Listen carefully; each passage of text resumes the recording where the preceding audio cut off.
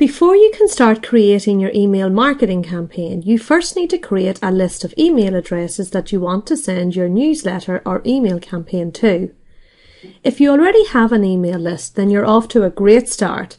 However, if you're starting from scratch, then you need to look at ways to get addresses, such as creating a sign-up form and adding this to your website so that you can encourage visitors to sign up for your newsletter or email list.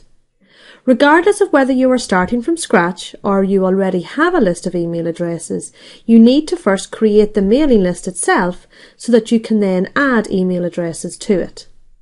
So let's take a look at how you can create a mailing list in MailChimp. When you log into your MailChimp account, you are taken to the dashboard. As you can see, there are several tabs at the top of the screen. Click on the Lists tab. You are then brought to the following screen where you need to click on the Create New List button. This presents a form to the right of the button where you need to enter some details about your mailing list. First, you need to give your list a name. So for example, if you're going to create a list of customers, then call it Customer List. The default From name is the name that will appear in the From field of your emails.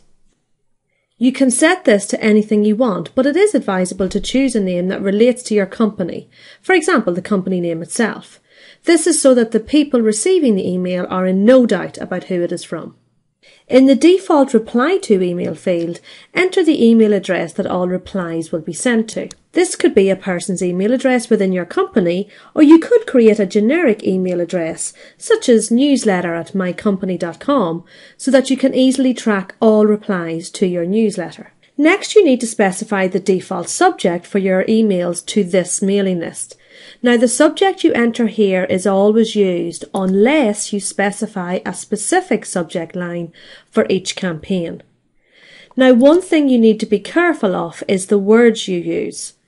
To increase the chances of your email being read, it is advisable to keep your subject line simple and straightforward and not too sales-like or pushy. Also, try and include your company name in the title so that it is not too generic. This should stop it from getting picked up by spam filters and sent to the recipient's junk mail folder where it may never get read. Next, you need to provide some text to remind people where or how they opted into your mailing list. This will be included in the footer of all your emails to remind people why they are receiving this email from you in the first place. Sometimes people forget that they subscribe to your newsletter or special offers, and this reminder will hopefully stop them from reporting your email as spam.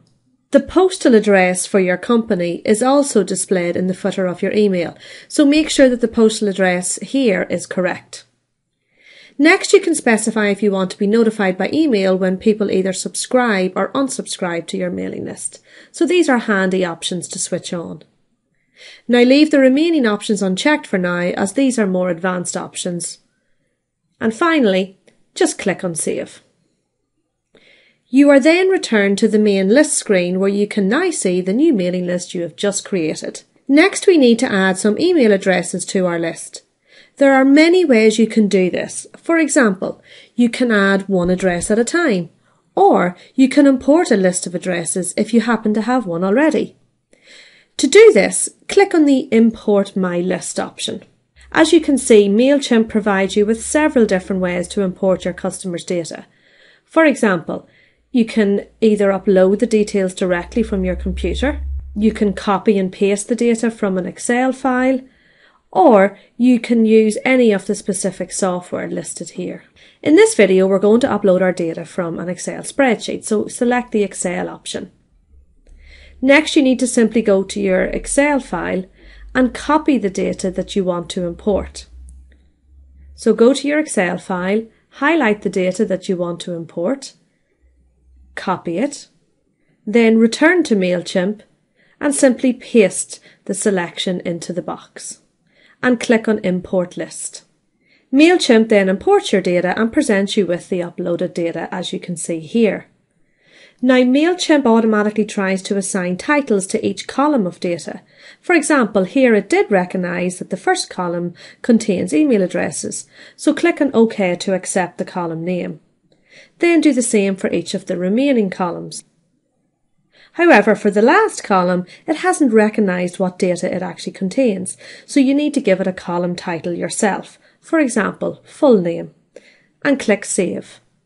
And then finally click OK to confirm the column name. So now that we've identified all the column titles, click on All Done. So select the List tab at the top to return to the main list screen, and as you can see, your mailing list now has 13 members. To the right of this, you have other options to help you maintain your mailing list. For example, Add People enables you to manually add a person to your mailing list. So click on this option, and you are brought to a screen where you can enter the email address and name of the person that you want to add. So enter the email address, the first name, the last name, and their full name. Finally, before you can add them to your list, you need to select this checkbox to indicate that the recipient has given you permission to subscribe them to your mailing list, and then click on Subscribe. So you can see here the profile you've just created. Now, if you want to add more detailed information about this person to their profile, such as their age or gender, you will need to upgrade to a professional account, which has a monthly fee. So we're just going to leave this for now as we have a free account. When you return to your list summary, you can see that the number of subscribers has not been updated to include the one that we have just added. This is because it can take MailChimp up to 15 minutes to upload the data. So click on the View List option and then click on View All. As you can see here, the status tells us that it is still loading the data. So that's it. You have now created a mailing list that you can use for your campaign. One other way of collecting email addresses is to design a sign-up form that you can include on your website, so that visitors can choose to subscribe to your list themselves. For more information, see the guide that accompanies this video. So that's it. That's all you need to know about how to create a mailing list, and the next step is to create your email campaign.